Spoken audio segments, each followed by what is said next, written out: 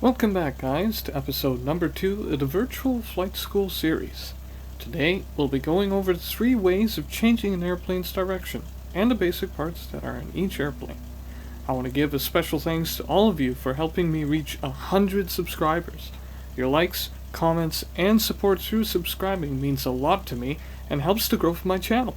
With your support on each of my videos, I'll be able to continue making more content and better content with each new video. So once again, guys, thank you so much. Continue liking my videos, commenting. I love chatting with you, and if you're new to the channel, subscribe and hit the notification bell so you're the first to see new content. As always, remember to use real-world flight training for real-world flying, and let's get started. In our last lesson, we learned about the 4 forces of flight and how they act on the airplane. We learned that changes in the balance of the 4 forces of flight results in a change in the direction of an airplane, and that we must control them in order to fly. We control the 4 forces of flight by using the 3 control axes of an airplane, known as pitch, roll, and yaw. Pitch refers to the angle of the airplane's nose. Just like you adjust the pitch of your voice higher or lower, same is done with the airplane's nose. You pitch the nose up or down by pulling the control wheel towards you or away from you. This motion on the wheel causes the elevator to go up or down respectively.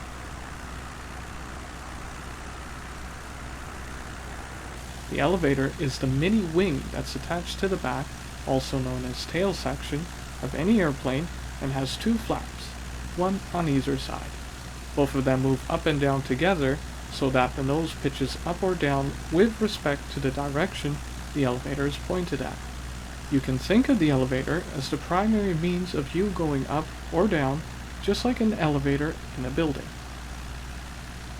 Next control axis is roll. This is done by rolling the airplane either clockwise or counterclockwise. Like in a car, turn the wheel to the right to roll to the right. When you turn the wheel to the left, you will roll to the left. In doing so, you're causing the ailerons, which are the small flaps on either side of the wing, to move in opposite directions. This causes one wing to dip and the other to lift.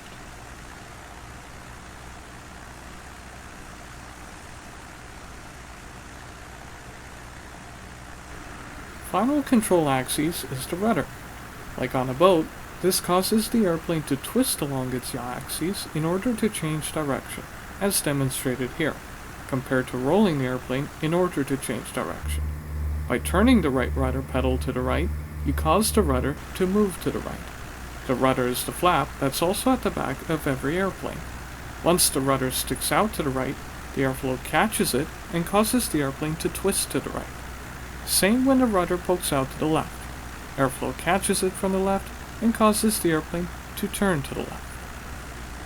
You now know the 3 ways of changing direction in an airplane. Let's now go over the parts of the airplane.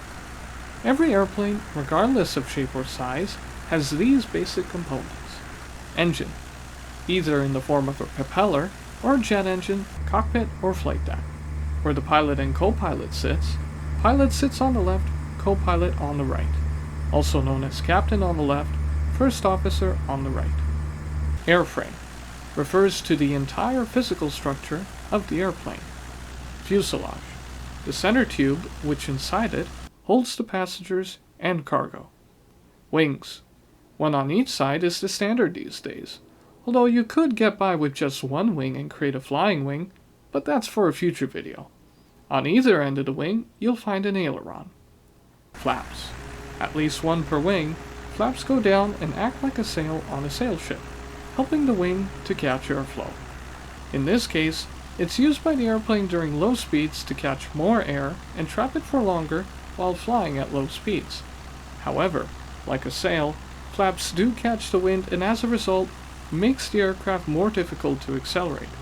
Flaps are retracted during flight to allow for faster cruising speed. Tail, the back of the airplane, which is where you'll find the elevator and rudder.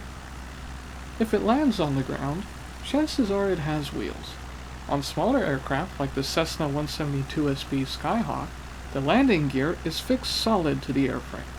On larger aircraft, where there's enough space to store the landing gear inside, like on this Beech King Air 350, the landing gear can retract into the airframe by not having the landing gear stick out. Airflow becomes smoother and faster because it's not getting caught by the landing gear, and as such is always retracted during flight on airplanes equipped with retractable landing gear. Floats.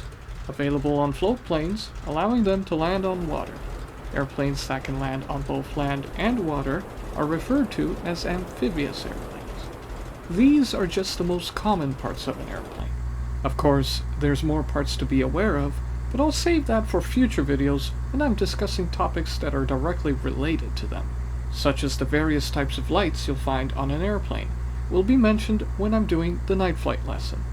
Speaking of future lessons, the next one will be about the basic instruments we must be able to read and interact with while flying the airplane. As always, I hope you found the video interesting and informative. If you haven't already, click the like button, comment down below, subscribe, and hit the notification bell if you haven't already. And once again, guys, thank you for helping me reach 100 subscribers. Your support means a lot, and until next time, safe travels.